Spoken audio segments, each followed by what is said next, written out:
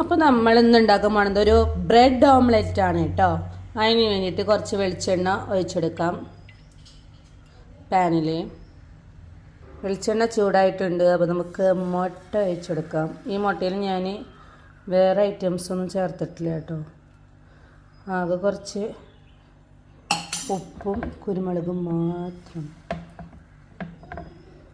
മുട്ട ആകെ പരന്നു പോയില്ലേ, എന്ത് ഇങ്ങനത്തൊരു ഷേപ്പ്. അപ്പോൾ നമ്മുടെ മുട്ടയുടെ ഷേപ്പ് ആകെ ഒന്ന് മാറിയിട്ടുണ്ട്. എന്തായാലും വേണ്ടില്ല, ഞാൻ അതിലേക്കൊരു ബ്രെഡിൻ്റെ സ്ലൈസ് കുറച്ച് ബട്ടറൊക്കെ ചേർത്തിട്ട് സെൻറ്ററിൽ വെച്ചെടുക്കുന്നുണ്ട് കേട്ടോ.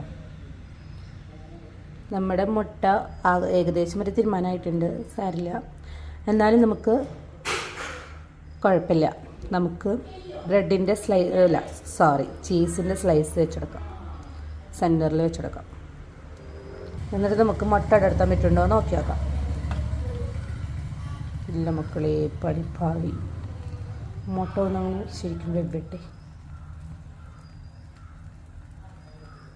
മുട്ട മടക്കിയിട്ടുണ്ട്.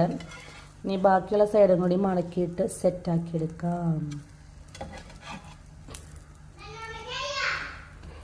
ഇവിടെ ഒരാൾ ബ്രെഡ് ഓംലെറ്റ് ആയോ ചോദിച്ചിട്ട് വരുന്നുണ്ട്. അക്കൂ എവിടെ?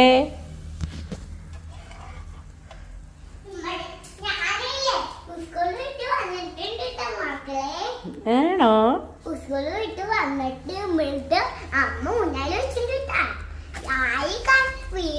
നമ്മുടെ ബ്രെഡ് ഓംലെറ്റ് റെഡി ആയിട്ടുണ്ട്. നമ്മുടെ അക്കുനെ കൊടുക്കാം. ഇത് കട്ട് ചെയ്യാം. ചീസിന്റെ സ്ലൈസ് ഒക്കെ നല്ല മെൽറ്റ് ആയിട്ട് വന്നിട്ടുണ്ട് കേട്ടോ മക്കളെ. എല്ലാവരും ഉണ്ടാക്കി നോക്ക് കേട്ടോ. സെറ്റ്.